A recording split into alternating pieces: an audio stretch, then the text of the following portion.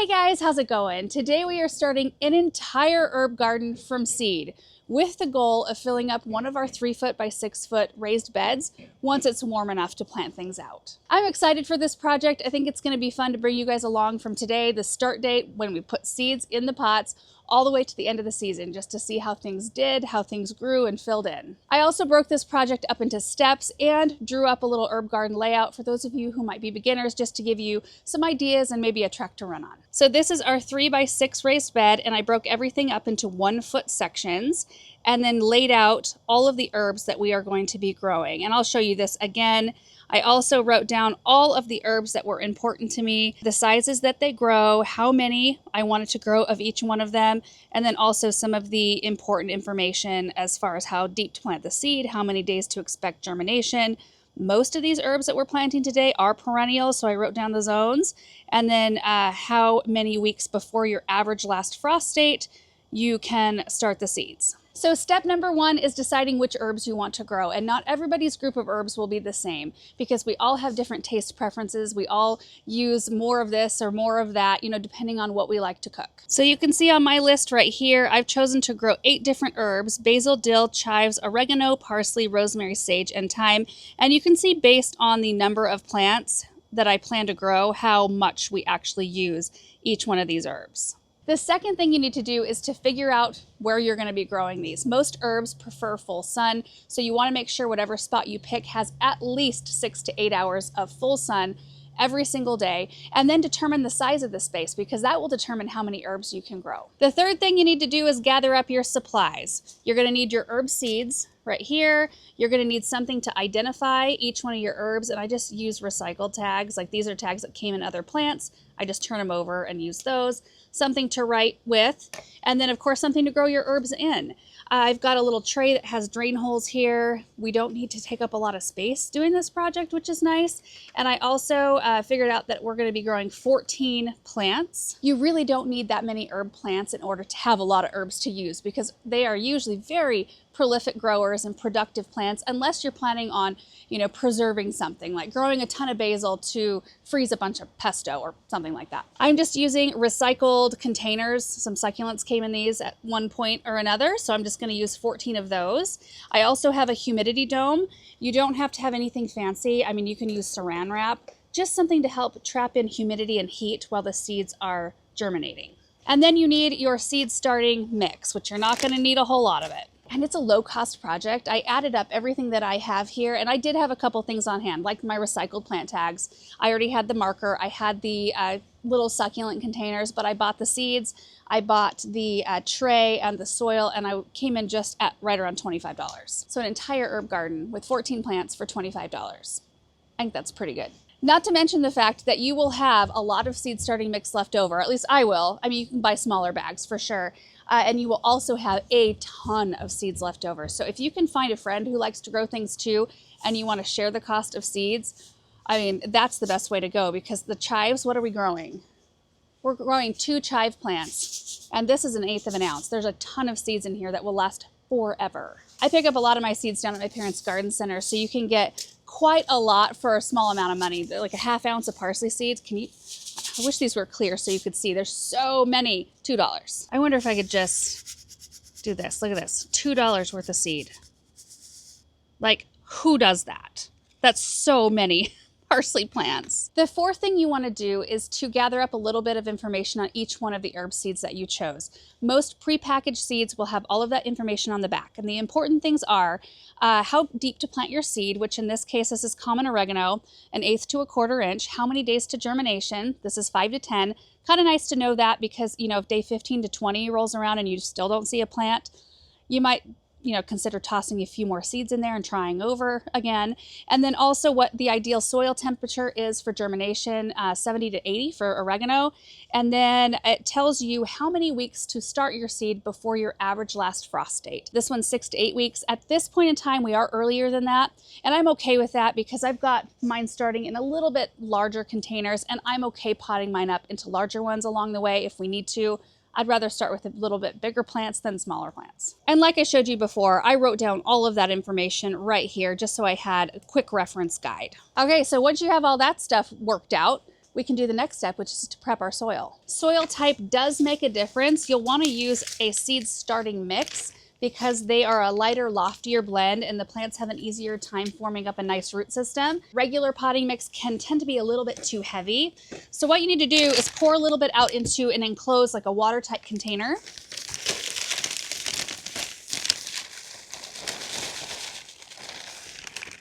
We don't need too much. And then we're gonna add a little bit of water. Now we're just going to try to blend the water with the soil. And the consistency that we're looking for is moist enough to where the soil kind of holds together in a form, but not so moist that if you squeeze really hard, water comes out. We don't want it to be soggy. And the benefit of pre-moistening your soil is, one, it's easier to keep them moist from the beginning for sure. If all of your soil is moist from the start, it also helps settling. When you put soil that's more moist into your containers initially, it just settles naturally a lot easier instead of like putting in dry soil and then watering it and then all of a sudden you notice it drop by about half, which can dislodge your seeds and it just makes it more difficult. This right here is about right. See, if I squeeze it really hard, it holds together, but I can't squeeze out any moisture at all, just lightly moistened. Now that our soil is prepped, we can fill up all of our containers. And I am gonna actually do that in this container instead of getting a bunch of loose soil at the bottom of my tray. Bring you in closer for this part. We're gonna load them all up.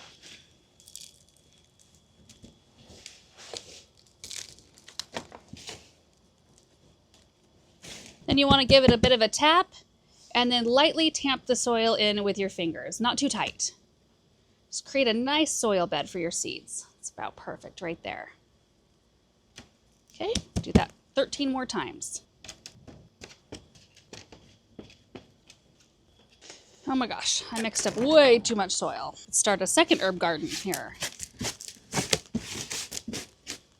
Save this for our next project. Our pots are ready for planting, but before we put our seeds in, it's a really good idea to write out your plant ID tags and put those in each pot before you even pop seeds in, especially if it's a mixed tray like this is gonna be. It would be so incredibly easy to mix up which one is which. So let's get these all written out first. Oregano, 2 plants. Ooh, my marker's running out. Parsley, 1. How many chives? 2.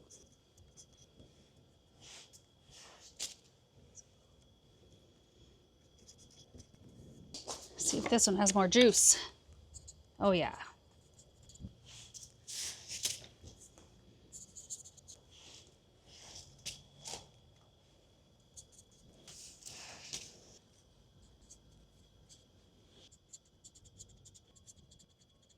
All done. So now we just need to take each one of these tags and pop them in the container.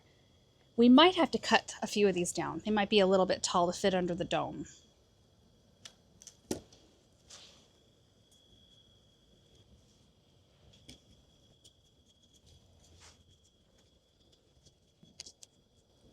The one other piece of information that's helpful to know, which is on every seed packet, is whether or not your variety that you've got is recommended to start inside early or to direct seed it outside in the ground once it's warmed up.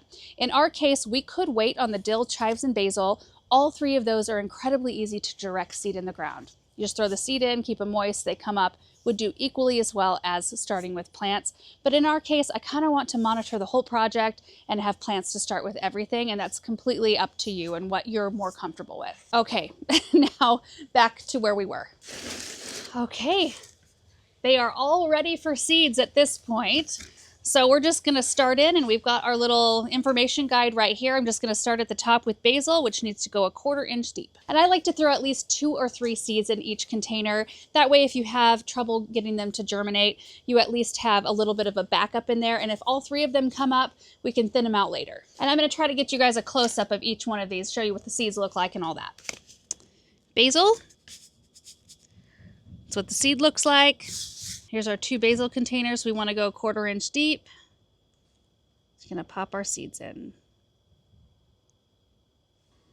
We'll cover over them just lightly. Basil's done. Dill. There's the seed. We need to go 1/8 to 1/4 inch deep. 3 seeds. And cover over lightly. Chives. Kind of look like basil seeds. 1/4 inch deep.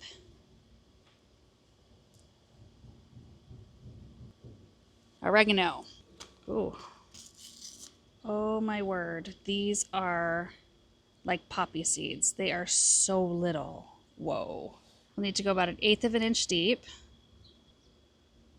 Boy, these are so little, I probably just planted 5 or 6 seeds in each one of those. It's all right. Parsley next, 1/4 to 1/2 inch deep. They look a bit like our dill seed. Rosemary. There's the seeds, and these want to be surface sown. So we don't want to cover over them with any soil. I'm gonna probably pop 5 seeds because rosemary, I have the hardest time starting from seed. I want to make sure I've got lots of choice or lots of opportunities here. We just kind of press those seeds into the soil surface, just like that. Sage. Ooh, those are kind of big. Nice. Go 1/4 inch deep. Last up, thyme. Oh, these are not in a separate bag. Okay. Ooh, look at those. Go 1/8 of an inch deep.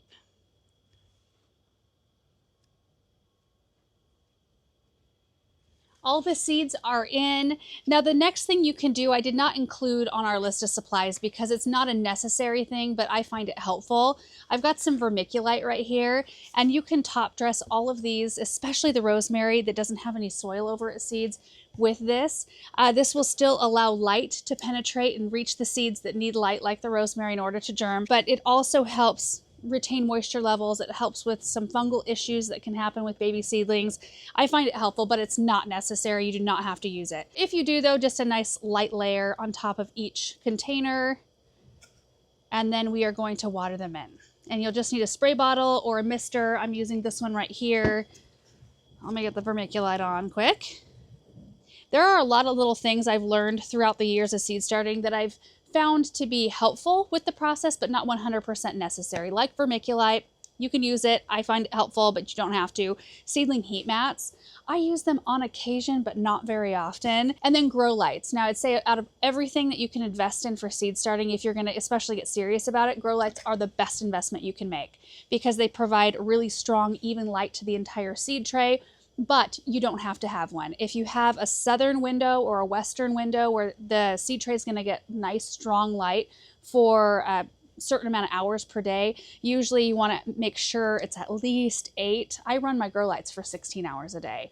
But if you can put it in the sunniest spot in your house and then just make sure to rotate your tray every day so that your plants are getting light on each side for a short amount of time, you will do fine. Okay. So now we mist them in. We don't water with a watering can because that can dislodge our seeds. I like to use this kind of on a fine mist spray setting. And we just water them in. Just settles everything in really nicely without moving everything around. And because we pre-moistened our soil, we do not have to water them in all that much. It's perfect. Okay, they're done, planted, watered in. This step is done, except for our humidity dome, and we need to put them underneath our grow light in the studio. So again, humidity dome or something like it, loose saran wrap, anything that's clear that will allow light to still enter is so helpful. It's kind of like an incubator for your seeds because it holds in heat and humidity. Typically, we're growing flats of the same thing, so they're coming up at the same rate, and we keep the humidity dome on until the whole tray has germinated, and then we take it off. In our case, because we have so many different things in here, as things emerge, I'm just going to pop them out and just set them to the side and leave anything else that needs extra incubating time underneath the dome.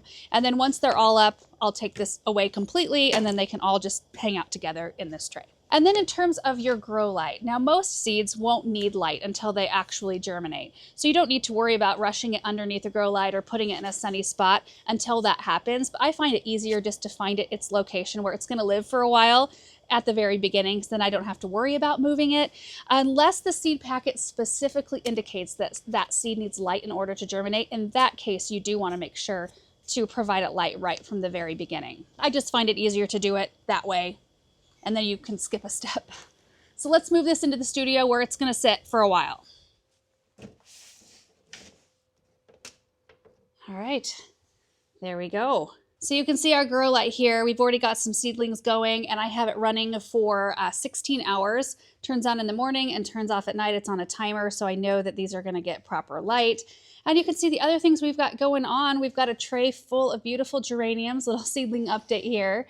They came up beautifully. Every single one of them came up. And then we've got our artichokes going. So we've got, what is this one? This one's Imperial Star right here. And I've got all the cells up. I've got one that's got 2 in it, so I can separate and fill another cell. And I think I've got 21 plants altogether.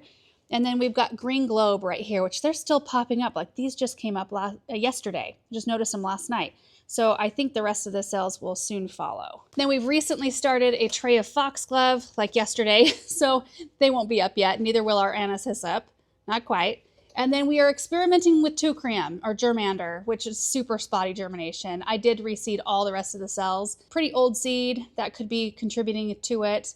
I don't know. And like I said, I can scoot this back, and as plants, come up, I can pop the containers out and just set them out here, because I do have a fan running. And that's pretty important too. When the seedlings come up, you want to get them out from underneath the humidity dome. You want to get them in a spot where there's good airflow that kind of moves the seedlings around. It makes them stronger and makes them hardier to go outside and withstand the outside elements. And the fan I only have running during the daytime, not day and night. That would dry them out too fast. I do want to show you the herb garden layout just in a little bit more detail here, but I'll show you the raised bed where they're going to end up, hopefully, about end of April, beginning of May. Got our raised bed garden here. It's a nice frosty morning, but the herbs will probably end up in this 3x6 or the 3x6 over on this side that I still have celery and beans in. Nice. I've got herbs in other areas of my garden, and I actually love to grow them just in perennial borders because so many of them are so great that way.